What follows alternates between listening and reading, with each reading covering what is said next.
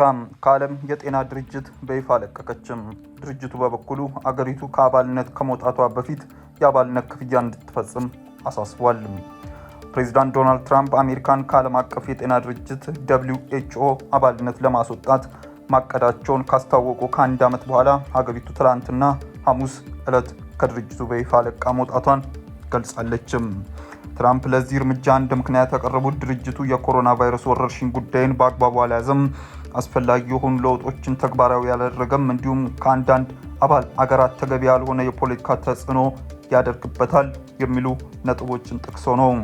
አሜሪካ 194 አባል ሀገራት ባሉት ድርጅት ተጽዕኖ ፈጣሪ አባል ከመሆኗም በላይ እንደ አውሮፓውያን አቆጣጠር በ1948 ድርጅቱ ሲመሰረት ቁልፍ ሚና የነበራት በመሆኑም ለቃ መውጣቷ የዓለም አቀፍ ጤና ባለሙያዎችና ባለስልጣናትን ማስደንገጡን ዋሽንግተን ፖስት ዘግቧል። በተጨማሪም ሀገሪቱ በታሪክ የድርጅቱ ትልቅ የገንዘብ ድጋፍ አድራጊም ነበረች ሲል ዘገባው አመላክቷል። የአሜሪካ የኢንፌክሽን በሽታ ማህበር ፕሬዝዳንት ሮናልድ ጂ ነሐስ በሰጡት መግለጫ ከዓለም የጤና ድርጅት በመውጣት በሳይንሳዊ እይታ ግዴለሽነት ነው ሲሉም አስታውቋል።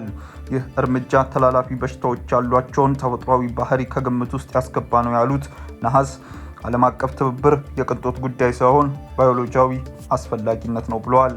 ዩናይትድ ስቴትስ ከአባልነቱ መውጣቷን ስታስታውቅ የአሜሪካ የጤናና የሰብአዊ አገልግሎት መስሪያ ቤት አገሪቱ በጤናው ዘርፍ ያላትን ዓለም አቀፍ መሪነት እንደምትቀጥል ገልጻ ነው።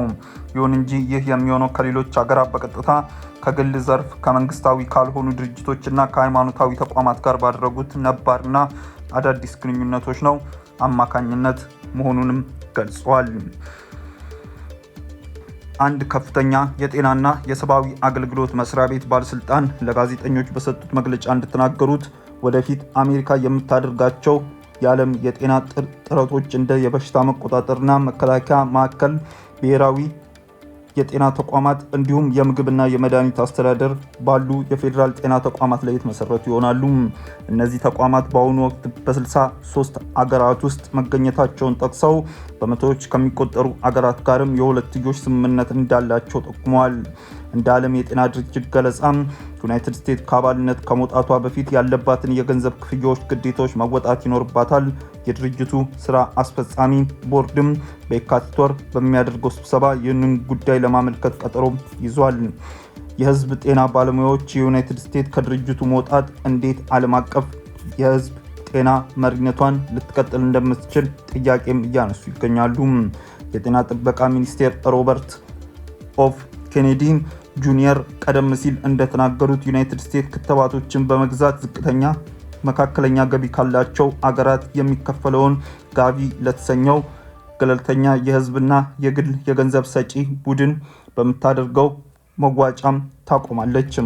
ባለፈው ዓመት በጤናና ሰብአዊ አገልግሎት መስሪያ ቤት ውስጥ በተደረገው ከፍተኛ የሰራተኛ ቀነሳ የበሽታ መቆጣጠሪያና መከላከያ ማዕከል ዓለም አቀፍ የጤና ማዕከል ዳይሬክተሩ የተወሰኑ ሌሎች ሰራተኞችን አጥቷል።